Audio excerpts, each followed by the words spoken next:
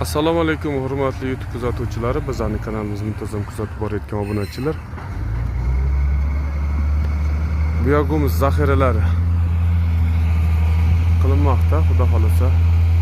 Yurtimizda yashil makon dasturi asosida ko'chatlarni ekish, daraxtlarni ekishdan oldin biyogumuzlarni to'yintirib, yerlarni boyitib ekilsa maqsadga muvofiq bo'ladi. Ekilgan barcha daraxtlar, ko'chatlar, landshaftli, dekorativniy gullar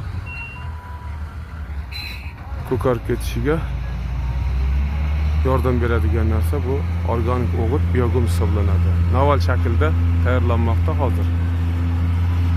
100 tonnaga klient gaplashilgan. O'shani yetkazib berish davomida video qilamiz. Quyida telefon nomerlar bor.